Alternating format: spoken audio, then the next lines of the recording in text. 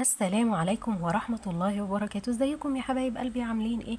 يا رب تكونوا بخير. كل عام وحضراتكم بخير. وقبل اي حاجة اللهم صل وسلم وبارك على سيدنا محمد وعلى اله واصحابه اجمعين. حبايب قلبي، فضلا وليس امرا ما تنسوش تدعمونا بلايك حلوه زيكم، تشاركوا الفيديو مع اخواتكم واصحابكم وحبايبكم عشان نكبر بيكم وليكم. حابه اذكركم ان تفسير الاحلام ما هو الا اجتهادات، والله تعالى اعلى واعلم.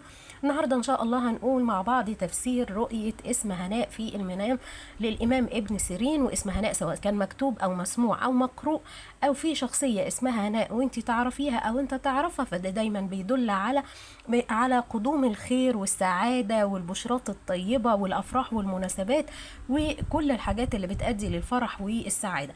كمان اسم هناء اذا رآه الرجل المتزوج دل ذلك على دخول السرور على قلبه هو وأسرته. وإذا رأت المرأة المتزوجة اسم هناء في المنام دل ذلك على السعادة اللي بتعيشها في أسرتها.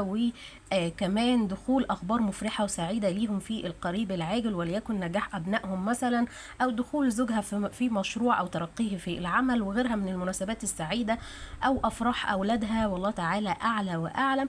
كمان رؤية الفتاة العزباء لاسم هناء في المنام بيدل على تحقيقها لنجاحات وانتصارات كتير، ودخول الفرح والمناسبات السعيدة على قلبها في القريب العاجل، ولو ما كانتش مرتبطة فبده بيدل على ارتباطها في القريب العاجل، والله تعالى أعلى وأعلم. كمان اسم هناء في منام الشاب الأعزب بيدل على ترقيه في العمل أو حصوله على وظيفة ليها مكانة ومنصب، هيكون هو مبسوط بيها جدا.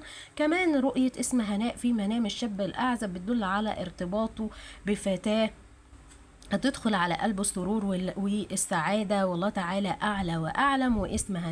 واسم هناء في منام المرأة الحامل بيدل على إنجاب فتاة جميلة هتكون مصدر للخير والرزق والسعادة ليها ولأسرتها، والله تعالى أعلى وأعلم. كمان اسم هناء في منام المطلقة والأرملة بيدل على دخول الفرح إلى قلبها والسعادة، وكمان الأخبار المفرحة اللي كانت منتظراها من فترة طويلة.